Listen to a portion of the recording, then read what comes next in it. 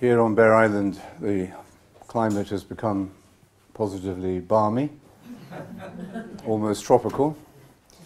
And I hope you saw the moon last night. Did you see the moon? Amazing full moon in a clear sky, and so we hope for a clear sky tomorrow morning, as when we go to the Standing Stone for the sunrise. Well, the song we've just sung is very appropriate, really, to the theme of Holy Saturday, which is "In God I Trust." And this intermediate state that Holy Saturday represents is a very important one, I think, for us to be explored by and to think about. This difficult stage psychologically between after the death of a loved one, when the phenomena and the excitement or the agitation even around death and the burial gives way to this, the phase of the empty chair, as the grieving process sometimes calls it. Just being in the world and picking up ordinary things, and yet with this sense of absence. And so I think we can identify with that, and it's another way in which the Passion story connects with our humanity and makes us realize that really the whole spectrum of our human experience is contained in the Gospel story. There's no part of the human condition that isn't touched in some way by it. It also reminds us that we tend often to exaggerate certain aspects of the human condition, which in the New Testament receive very little of that same kind of degree of concern and agitation. I mean, sexuality would be one example about it.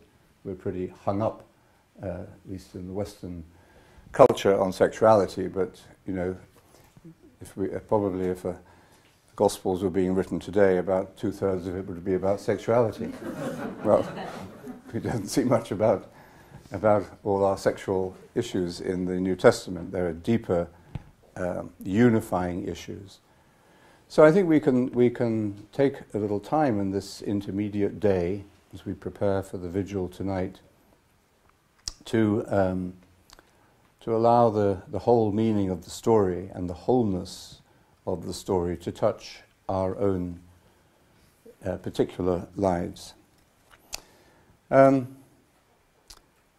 first thing perhaps to say is that the meaning of Holy Saturday was captured or was described in this great symbol, which, no, it's not that icon, but which many icons represent. Have you ever done an icon of the harrowing of hell? No. Okay, that'll be your next one. That's the next one. That's the next one. So this is a representation of something that doesn't occur in the isn't described specifically. Actually, only once, I think, in the New Testament, of Jesus descending in this period between death and resurrection into the underworld, into Hades, into hell. It comes in the first letter of Peter. In the body he was put to death, in the spirit he was raised to life, and in the spirit he went to preach to the spirits in prison. And this is the idea of descending really deep into the past, into the deeper archaeological layers of human consciousness. And I think the meaning, one of the meanings that we can extract from this is the total influence of the Easter mystery on creation, on human and the human experience and evolution and creation itself, or the cosmos itself. That this is something that this story we're telling is not culture-bound or time-bound, in fact, but it opens up a kind of a wormhole or a portal or an entrance into the origin and into the purpose of existence and of everything that we can call the world or the cosmos. Many religions, of course, and philosophies have speculated about what happens after death. And that speculation is sometimes presented as absolute dogma. And this is what you have to believe. And if enough people tell you, often enough, that this is what happens, especially if it involves something that you're frightened of, like going to hell for all eternity, then these speculations become very powerful objects or forces or beliefs in your consciousness. One of these is the idea of limbo. This actually developed quite late, but the idea of limbo is from the Latin limbus, which means an edge or a barrier or a frontier, a boundary of some kind. That this is a limbo state in which you are neither one nor the other. You're like after you've gone through the security at an airport and before you get on the plane, it's that kind of limbo state. There was a film made about it, wasn't it? I think Tom Hanks spending his life in this limbo state at an airport. And I mean, travel is an example of this intermediate state between the point of departure and the point of arrival. So you could say the whole of life is a limbo state, really, between birth and death. But the idea of the speculation here is that there is a realm of existence in which human souls reside, which is neither a state of bliss nor of punishment. And this was a convenient speculation to answer a theological question which rose very early in the minds of the Christians. If Jesus is indeed the Word made flesh, and if he is the wisdom of God made manifest, then what about all these wise people before him, the great other traditions? So there was a conflict of opinion about this. Do we say, well, these are now made redundant? We've got a new model, so we don't buy last year's iPhone. We have the most updated version of it. Or, as prevailed actually in the wiser and more humane Christian thinking, we see earlier manifestations of wisdom as indeed manifestations of the Word of God. That there is no revelation of truth or beauty or justice that doesn't come from the mouth of God. It comes from God self-revealing. And God reveals the divine self and mind and action through the Word. So we know the Father through the Son, as we will put it in a Trinitarian language. And therefore, we can respect the great sources of wisdom of the past, of the pre-Christian, of the what does that mean? It means the pre-Bethlehem past, or the pre-incarnation. So the same Word of God, alive and active in humanity, in our evolution, but this Word becomes flesh for us in the person of Jesus. But it doesn't invalidate or delete the relevance of other revelations. And if we don't take that attitude, we drift towards an exclusive kind of Christ, Christ who operates not by inclusion, which was the whole thrust of the theology of the early Christian thinking, that Christ is a point of integration and reveals the center of reality, rather than just being one other little pulse beat going on in the cosmos. So Limbo was a way of dealing with this issue, and you say, well, okay, Plato and Abraham and all these other people who were so important, but they couldn't, because they lived before Christ, they had to wait in limbo, and they had to wait for the plane to arrive, and then Jesus arrived on Holy Saturday, and recalls them, wakes them up, and brings them back. So there is a beauty in that, and we don't take it too literally, but there is a beauty and an explanation in that of some aspects of the mystery of Christ. But I think we have to recognize that these are speculations, speculative ideas about the afterlife. Even Limbo was not an official doctrine of the Church. It's a very convenient one, but it never became official.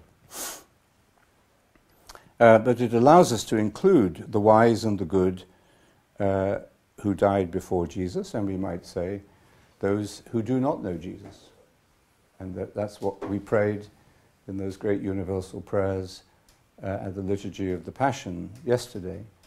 We not only prayed for the Pope and the bishops and Christians of all denominations and leaders of all denominations, but we also prayed to those who are not Christian and those also who do not believe in God. So that those prayers, showed how inclusive, without diluting we weren't condemning the non-believers as the fundamentalists would do, but we were expressing the belief that the mystery of Christ is in some mysterious way inclusive of all.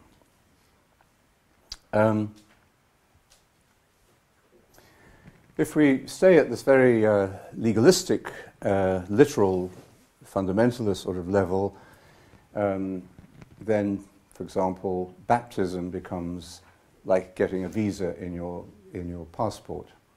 And if it hasn't been done properly, I had to go through this recently, if it's not done properly, then you'll be stopped at the point of immigration, at the point of entry. And you'll have to go and get it signed by somebody else, or get another stamp, or pay another entrance fee.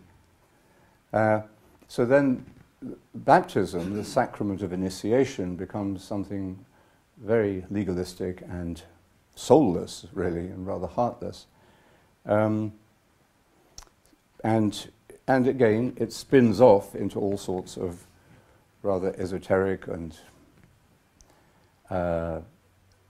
beliefs, speculations, and for example, that we can baptize the dead, and that this really, not undermining other people's beliefs, but so Mormons and Seventh-day Adventists and Jehovah's Witnesses take these speculations very seriously, and their faith is strong, but this is how they see it. But we should remember that these speculations as such, and certainly the conclusions we might draw from them, don't exist in the Bible. I mean, even the doctrine of the Trinity is extracted from the Bible. It's not mentioned in the Bible. Even the word Bible is not mentioned in the Bible. It's just a book. It's a collection of texts. So this isn't only us. Other religions and philosophies have also struggled with this very poignant and at times very painful question: what happens after death? When someone you love, with whom your life is intertwined, is no longer there. What has happened to that person? Have they just been extinguished? Do do they just live in your mind?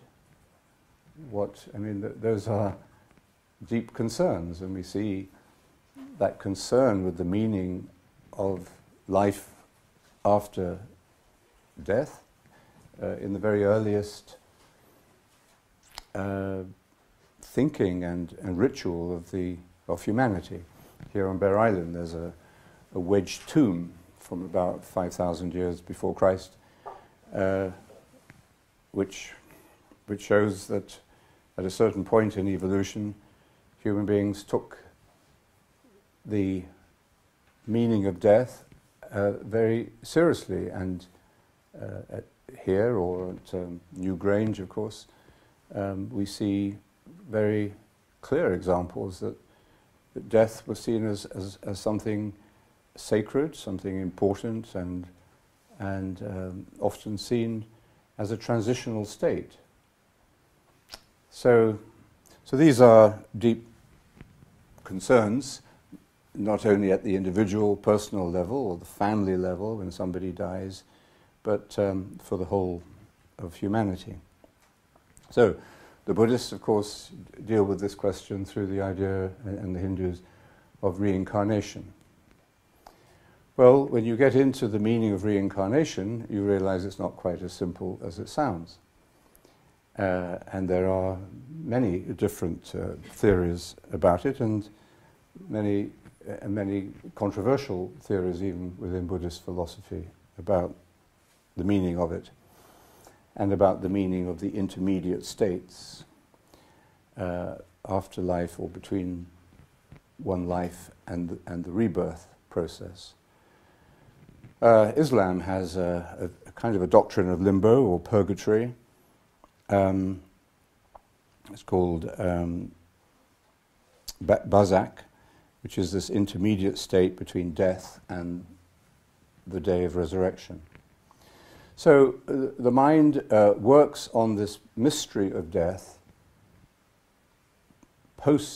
after the biological death, after the absence, after that great silence that death opens up between the living and the dead.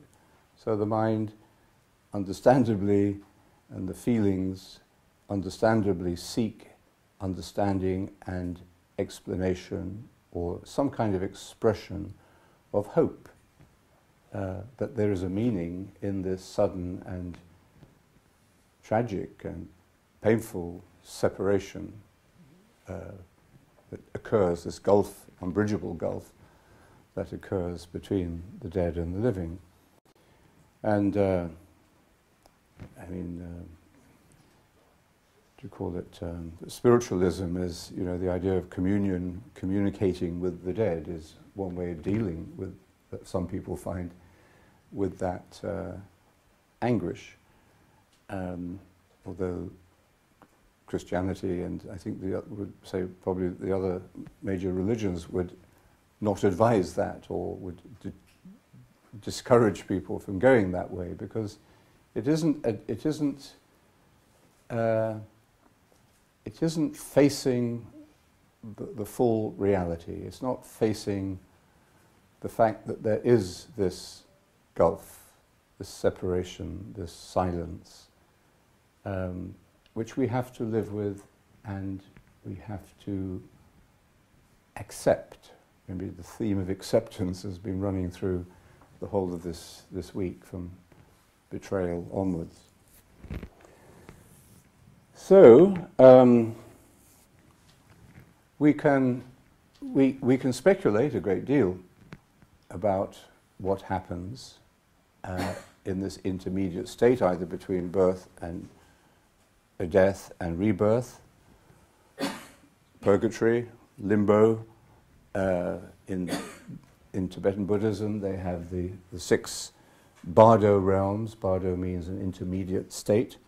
This became more complicated as time went on, and was a very controversial, I think there's still maybe a controversial point of controversy among different schools of philosophy in Tibetan Buddhism. does, for example, there's a lot of talk about, does rebirth occur instantaneously at the moment of death, or is there a delay, and how long is this delay, and things like that. Now, how do we cope with that? Science has not yet really solved that problem for us. I think there is a general acceptance that you may actually be biologically dead on the operating table and then come back. That's resuscitation, not resurrection. But you can come back and you've heard everything that's been going on in the operating theatre, to the embarrassment of the anaesthetists and and others. So I think medical science would recognise that what looks and is legally and scientifically death is not the extinction of consciousness. But that's about, I think, as far as science can go in solving or expressing this problem, which presents itself to the human mind and the human heart and causes us a great deal of anguish, which various religions and philosophies have explained in these other forms that I've just described very briefly. But what's at the heart of all of this is perhaps the experience of time. We're conscious of this gap between the death of Jesus and his resurrection. Now, his resurrection is not described in the same way that his death was described. There was an exact moment which we could represent in a film or in our imagination, where he breathed his last, bowed his head, and gave up his spirit and was dead. That moment just after him saying, "It is accomplished, it is fulfilled," that his life had reached its fulfillment. He'd finished, or the job, the work had been finished. So, but the resurrection is not described like that. We hear about the resurrection a little more obliquely, a little more by inference. First of all, it's the empty tomb. The stone has been rolled away. And then these encounters with the risen Jesus take us into a different kind of universe of perception, because there he was. He doesn't sort of land like Dr. Spock, he's not beamed down, he's just there, he's manifested, but with a intense reality which includes but transcends the limits of the physical. I mean, these are what the stories put before us, that they touch him, they converse with him, they even eat with him. Now you have these 40 days between 50 days until the 40 days between until the ascension, until he moves out of this perceptual realm, physical perceptual realm altogether. So, but in these resurrection appearances, he is real and insists upon his reality, but at first they don't recognize him. He's there, talking to them, with them, trying to help them to understand, or they are frightened as they begin to suspect what this might mean, not surprisingly. So they're either frightened or they're just non-cognizant, they just don't recognize him at all.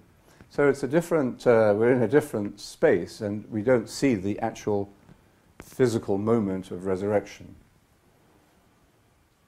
One of the most unholy places in the world I've ever been to is the Church of the Holy Sepulchre in Jerusalem. I mean, it is an example of, you know, the corruption of the best is the worst. And now at midnight, I think, on whatever it is, on Holy Saturday, the people who had the franchise and the monopoly on this chapel go in and emerge with a light. They weren't frisked before they went in, but they emerge with a light which kind of miraculously, a flame that miraculously appears, you know. But even that wouldn't be so bad, but it's the total lack of charity, compassion, tolerance, inclusion among the Christians who have their very highly prescribed areas of influence around this church. And go to YouTube, and every year the Israeli police stand by to come in and pull the different Christians away from each other. There's an interesting YouTube of them throwing chairs at each other, and the young monks coming in from one branch or another. So, I think all of this arises from, well, just the ego that religion can generate, as in any other field of activity. You could have artists or doctors or politicians acting in the same way.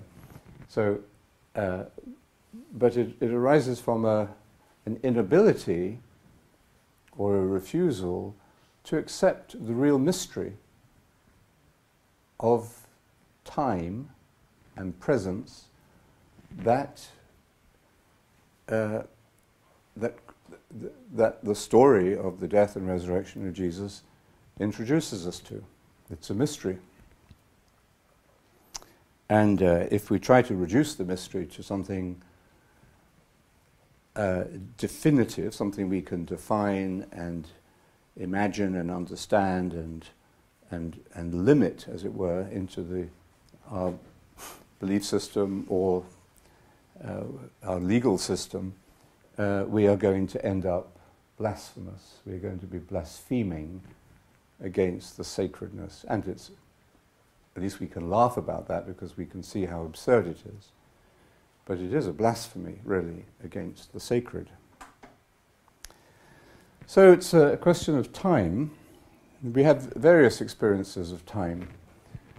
I was thinking about that as I was walking down here this morning and watching the cows sitting in the fields as they had been, or slowly moving around since we've been here. Are we in the same time as them? Those of you who are leaving tomorrow are going to be very worried about whether you get the boat or not. Actually, you don't have to. It's all been solved. The boat will wait. But, the cows don't worry about that, do they? But the cows will have a sense of biological time. They'll know when they should be milked, or I don't know whether they know when they're being taken off to meet their maker. But they certainly live in a different realm from us. We can sense that we are together in the same field. They can see us, and then maybe if we move towards them, they'll run away. And we can be fascinated by them. So we're clearly conscious of each other, but we're not quite in the same bardo realm. We're not quite in the same experience of time. So we have biological time, when we know we're hungry, or the other appetites or needs of the body speak to us.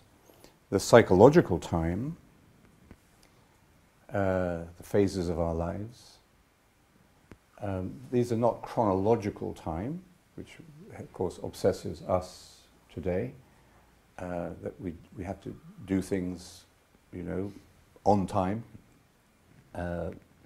and time is always short, and we are stressed because we are trying to do too much within the 24 hours or however many hours we are working.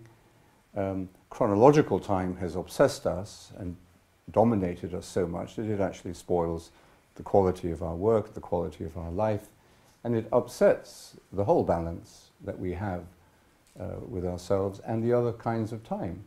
Stress will, cause a disruption of your sleep patterns. And we are in time when we're sleeping, but it's a different kind of time.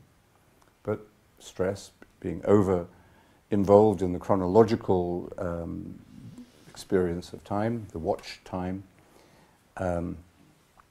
can upset the body and the stomach and our sleep patterns, and we know there are many other illnesses, physical illnesses and psychological illnesses created by this. So there are various experiences of time, dimensions of time, and perhaps it's not so much the religious philosophers who create these speculations, or the scientists who are probably not in their comfort zone when they deal with these issues. Maybe the great physicists, great researchers, the great scientists working on the edge of knowledge are maybe closer to it. But it's probably from the mystical wisdom, the mystical traditions, that we come closest to being able to understand, to be comfortable with. And it's about really being comfortable with, because it's a fact. These are facts we're dealing with. The great fact of death, of separation, and the fact of the effect this has upon our minds and our feelings and the way we live. These are facts.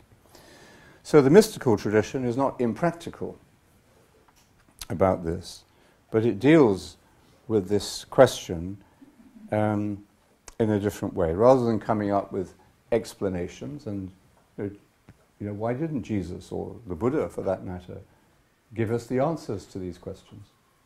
They didn't speak about all these speculative ideas about what happens after death.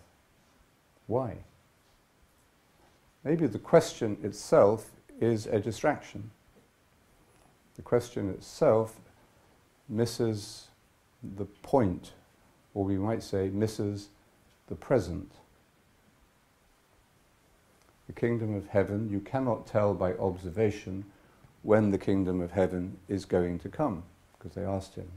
I mean, they meant one thing by the kingdom of heaven and he meant another, but he was telling them what he understood, knew about the kingdom of heaven, that you couldn't observe it coming. You can't say, look, here it is, or there it is. It doesn't compute in this level, this dimension of consciousness. So, where is it then?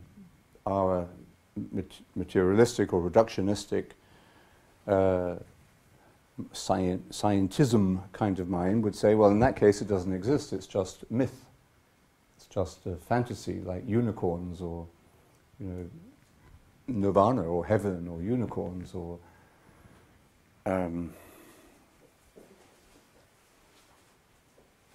what was the anyway, imaginary states. So, but the mystical traditions tell us that all dimensions of time fold into the present moment. God is revealed and reveals himself in the Bible as I am. Jesus himself speaks of himself as I am. And in this, we can't even speak about this as another dimension. It would be like speaking about God as another being. God is a being out there, a very big being, and the source of all other beings, but God is a being. Well, in the same way, we miss the point there, as we would by saying that this is another dimension of time, that the present moment is another dimension of time. But in the mystical wisdom, all things are present to God simultaneously. Now, we cannot understand that.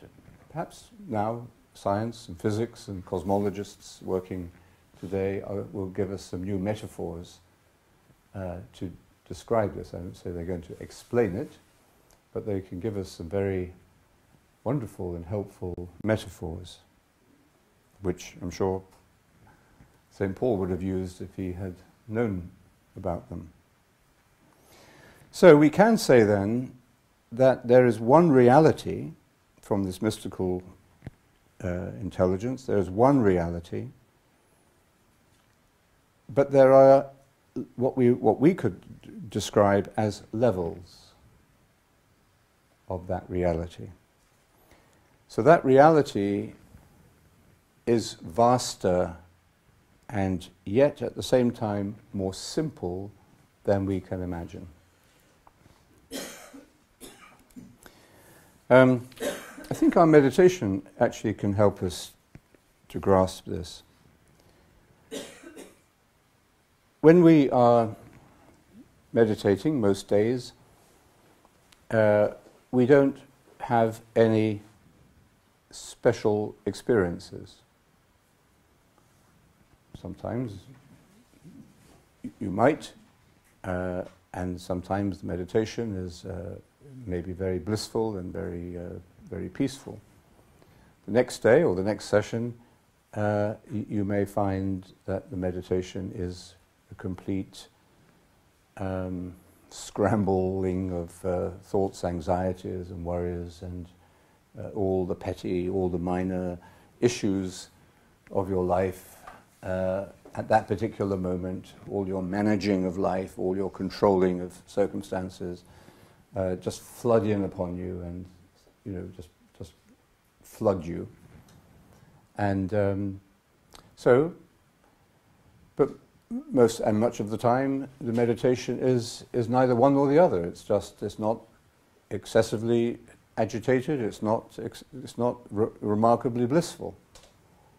Now, that may well be why a lot of people give up meditation, because they're expecting something to happen, and they feel that the meditation is failing, or they're not doing it properly. Is a explanation that's often given. I don't feel I'm doing it properly. Am I doing it okay? Or what should I be feeling? Those are very natural questions that arise when people are learning to meditate at the beginning. And yet, if we actually persevere, if we're faithful to it, regardless of what we may judge the meditation to be. Remember, John Cassian says, you say the mantra in times of prosperity and in times of adversity. John Main says the same thing, and he says, come to your meditation without demands or expectations or preconceptions about what it's going to be like or should be like. Now, that is maybe easier said than done, but at least it gives us an indication of the right attitude we should take. And then we need, I think, each other in friendship and as links to a tradition.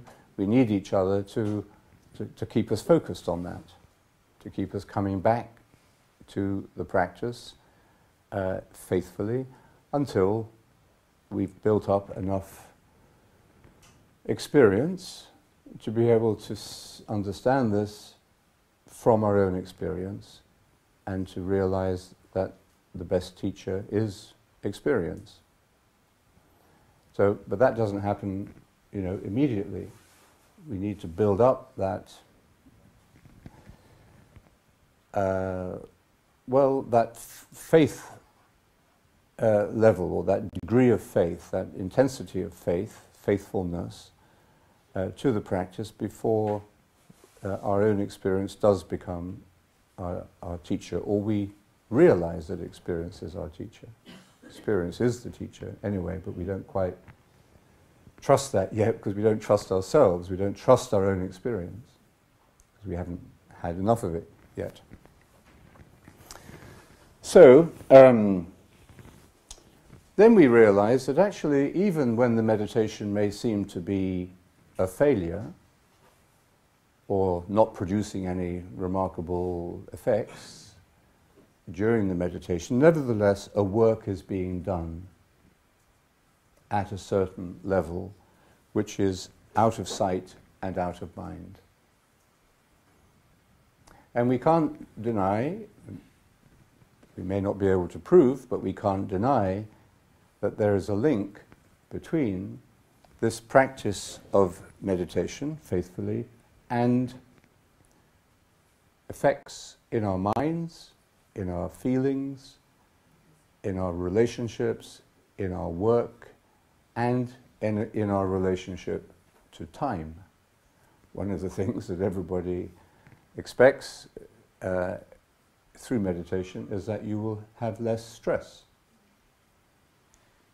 Because what is stress? Stress, as I was saying, is this feeling of time hemming in on you on all sides, and you're not being able to have enough time to do all the things that you should be doing, most of which, like most of the meetings we go to, are not necessary. Okay. So,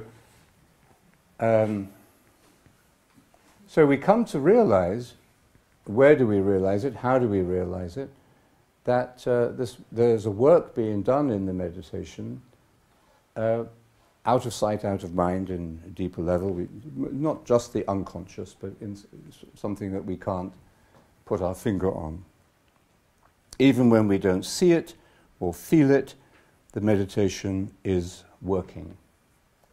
It is producing a change. So think about now this great symbol of Holy Saturday, of Jesus descending into hell, the word given to, or the limbo state, and opening up these deepest levels of consciousness within human being,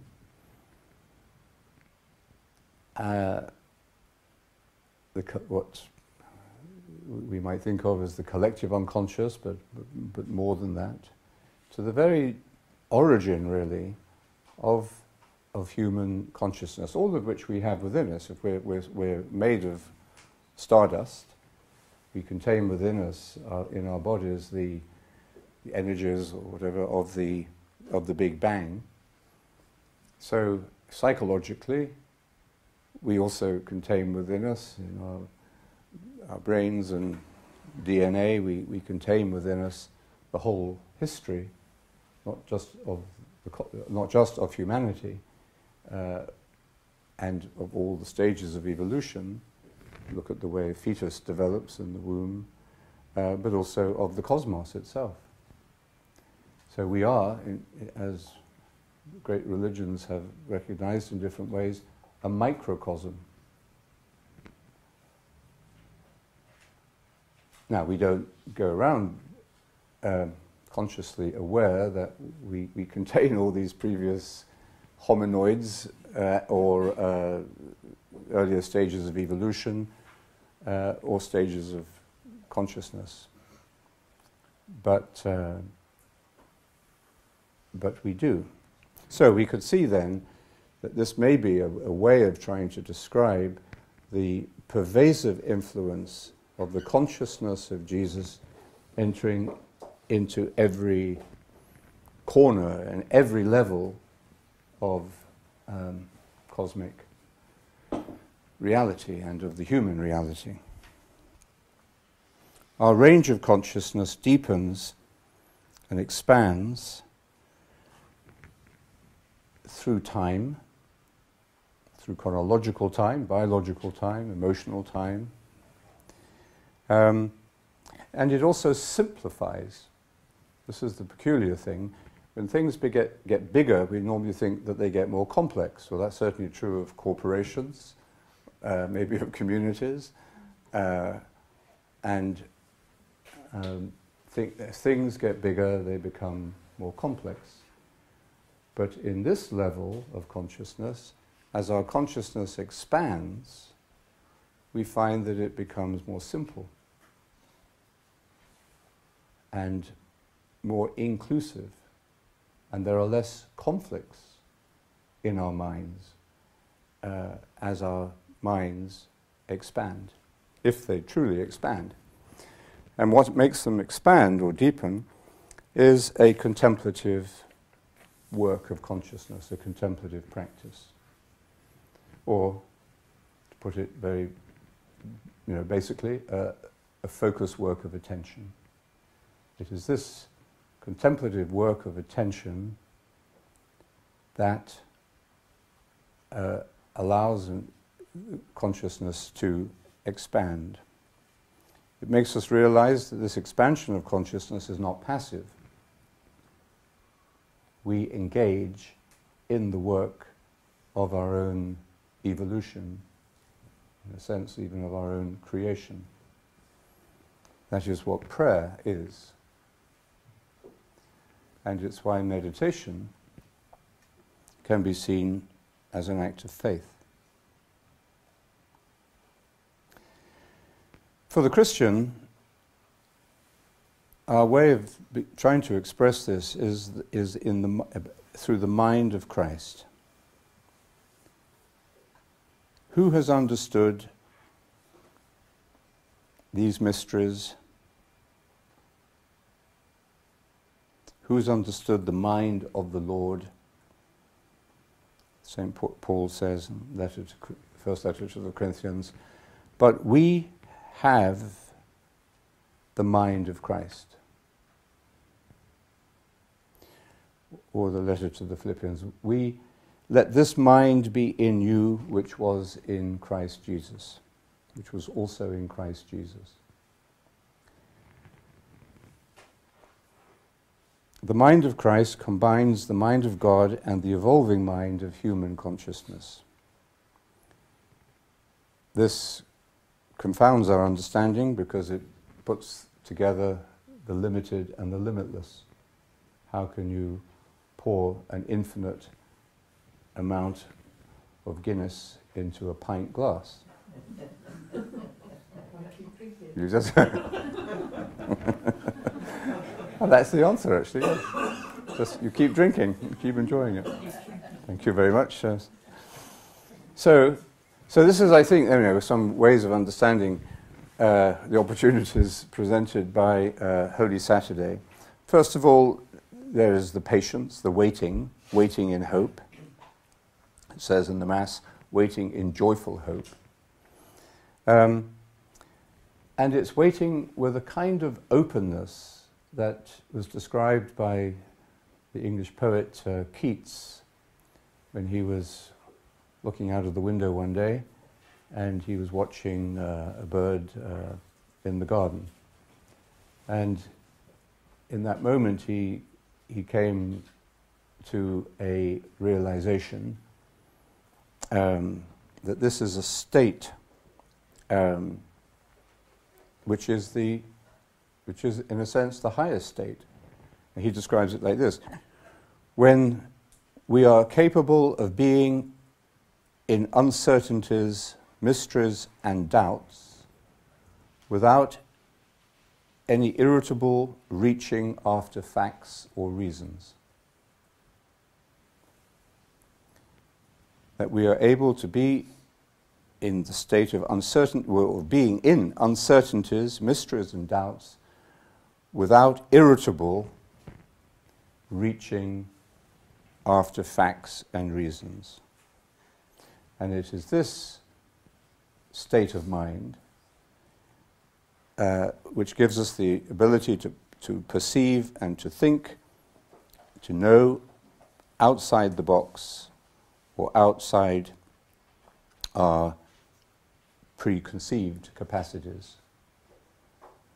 So I think this is a for him this was what Shakespeare's mind was like, and many critics would say probably of all poets, English poets, Keats had the most Shakespearean kind of mind. So it's maybe not surprising that he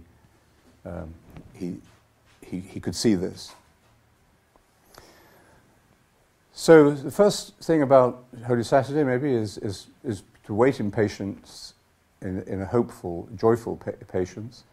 Secondly, to be conscious and alert and awake and mindful without trying to explain everything, and yet be present to the mysteries and even to our own doubts, he says. So just because you have a doubt about something... Oh, sorry about that. There's somebody consulting Siri to see if... Maybe Siri has the answer. What is the meaning of the resurrection? If you are... it would just send you to a website, I'm afraid, or maybe to this YouTube. I once asked if he's interested. We should get used to this because we're going to be communicating with computers more and more. So if you say to Siri, "You are so stupid," what do you think Siri says to you? It says, "I was only trying to help." You feel guilty about not being grateful to a program, and that's good, because you see the mind of Christ is not a computer program, nor are we. I mean, this great fear that's building up in our culture at the moment about artificial intelligence, where we're actually planning to have a... Actually, I can say, Marco, that send you a message, as I haven't sent you an email about it yet, that we will be having a conference, a seminar, meditatio seminar on meditation and technology, led by Marco Schlorremmer, the coordinator in Spain, I think in October. To give us an opportunity to reflect and contribute to the make as it were, contemplative contribution to this anxiety and to this these questions arising out of human consciousness. The fact that we are creating these artificial intelligences, what does that say about the future of the human mind? Well, I think if we understand even something of the meaning of the mind of Christ, we don't have to worry about a few computers. Depends whether we start getting addicted to the computers, that's something different. Anyway, the third sort of meaning of Holy Saturday, I would say, is that we are faithful to a process even when it is hidden, even when we don't see all the ways it's working, but we're faithful to it. The challenge then is that we become attuned to the new wavelength on which we are able to see and recognize the risen Christ. Not just seeing, because if you remember the stories of the resurrection appearances, it's not just seeing, it's also recognizing. And as Simone Weil understood this, said, he comes to us hidden, and salvation consists in our recognizing him. So it's the act of recognition, the aha moment. I see. Ah, no, that's who you are. Yes, I met you there. So it's this act of seeing and recognizing that brings us to wholeness.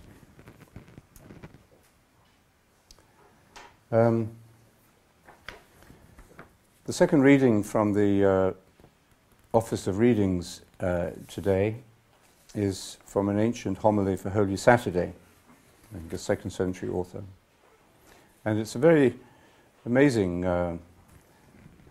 we might say, sort of, well, from the early church, not but from primitive Christianity. But it has such a simplicity and a clarity about our mind, the Christian mind, encountering and relating to the mind of Christ, which is the resurrection. And I'll just give you one paragraph. It begins, he says, something strange is happening today. There is a great silence on earth today, a great silence and stillness. The whole earth keeps silence because the king is asleep. God has fallen asleep in the flesh, and he has raised up all who have slept ever since the world began. He has gone to search for our first parent as for a lost sheep.